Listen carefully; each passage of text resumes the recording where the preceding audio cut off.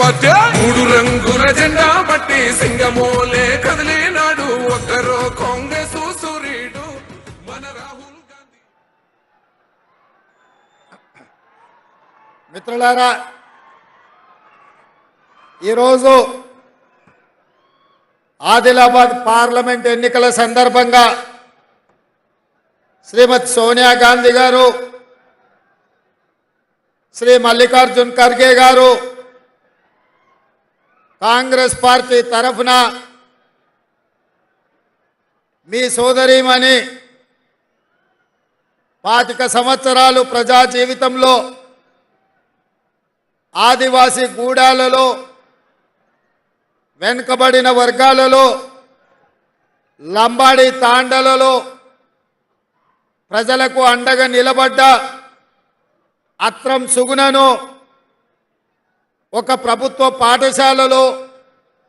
ఉపాధ్యాయురాలుగా పనిచేసే అత్రం సుగుణని ఈరోజు Congress party Adilabad parliament అభ్యర్థిగా ఎన్నికల బరిలో దించి పేద ప్రజలకు అండగా నిలబడ్డ వాళ్లకు కాంగ్రెస్ పార్టీలో అవకాశాలు ఉంటాయని చెప్పి మన నాయకత్వం అత్రం సుగుణని అభ్యర్థిగా ప్రకటించినందుకు కాంగ్రెస్ పెద్దలందరికీ ఆదిలాబాద్ బిడ్డల తరఫున మనస్ఫూర్తిగా వారికి కృతజ్ఞతలు తెలియజేస్తున్నా. ఈ నామినేషన్ కార్యక్రమంలో ఇన్ఛార్జ్ మంత్రివర్యులు సీతక్క గారు, పెద్దలు మంత్రివర్యులు దుద్దిల్ల శ్రీధర్ బాబు గారు, కోనేరు కోనప్ప గారు, వేణుగోపాలాచారి గారు, మిత్రుడు ఖానాపూర్ ఎమ్మెల్యే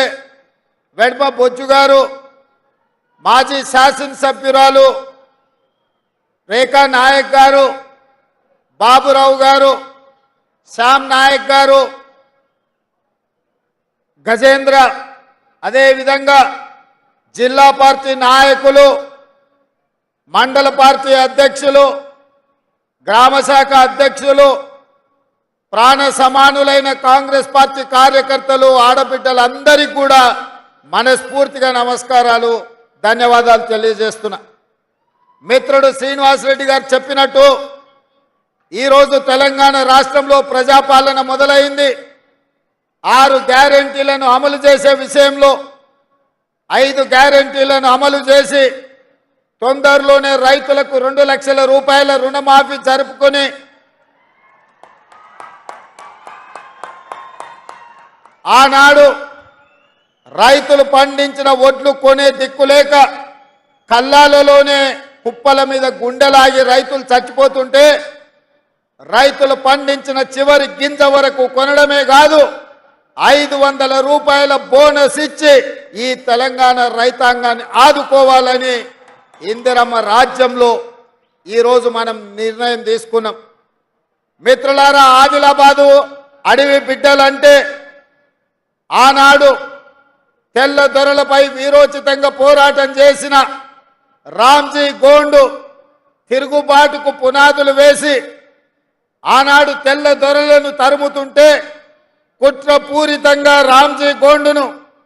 నిర్మల్ జిల్లాలో ఉన్న 1000 ఊర్ల మర్రి సాక్షిగా 1000 మందిని ఆనాడు ఉరిదీసిన